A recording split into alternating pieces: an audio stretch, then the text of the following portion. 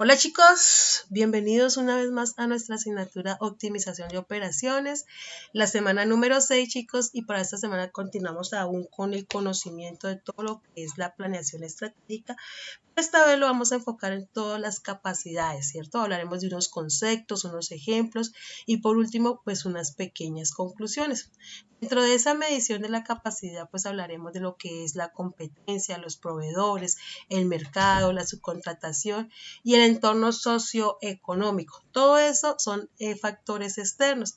Hablaremos de factores internos como la capacidad, la producción, el inventario, la fuerza laboral, que es lo que a nosotros nos compete como en la asignatura. Dentro de esa planificación de la capacidad nos vemos distribuidos en algo que se llama a mediano y largo plazo. Cuando hablamos a largo plazo es más o menos de 3 a 5 años que hablamos de planificación de producción a largo plazo, planificación agregada. Después hablaremos de un plan agregado de maestro de producción, planificación de materiales, todo lo que tiene que ver con compras, con suministro. Y por último, a corto plazo, pues lo que es la programación de operación.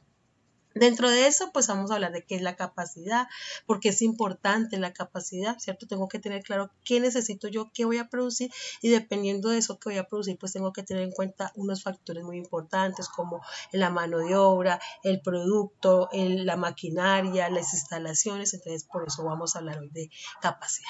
Entonces, capacidad básicamente son unas fórmulas matemáticas que me permiten yo poder aterrizar a tiempo real y con cantidades exactas lo que yo realmente necesito para poder producir ese bien que produzco normalmente. Entonces hablaremos de qué es capacidad, capacidad media, qué es capacidad proyectada, capacidad efectiva, hablaremos de qué es la utilización, cómo podemos nosotros medir cuánto hemos sido utilizados o estamos subutilizando nuestro proceso, ¿cierto? Hablaremos de qué es la eficiencia, qué es el rendimiento y algunos factores que condicionan la capacidad, como temas capacidad financiera, como el tamaño del mercado, algunas restricciones técnicas que fue la clase que vimos la semana pasada, disponibilidad de insumos, factores institucionales, todo lo que es el tema de la localización y capacidad administrativa, es algunos factores que me impiden o hacen que yo pueda ser mucho más productivo. Planeación de la capacidad, hablamos de corto plazo, mediano plazo, largo plazo y un pequeño ejemplo de cómo es la capacidad. Entonces vamos a desarrollar la fórmula para que ustedes se den cuenta cómo podemos nosotros medir lo que es la capacidad. Características de una producción, hablaremos de unos ejemplos de eficiencia, ejemplos de capacidad, un cálculo de lo que es la capacidad y después pasaremos a lo que es la planeación agregada, ¿cierto? Entonces, ¿qué es la planeación agregada? ¿Cómo nos sirve la planeación agregada como para hacer un plan de trabajo en temas de producción?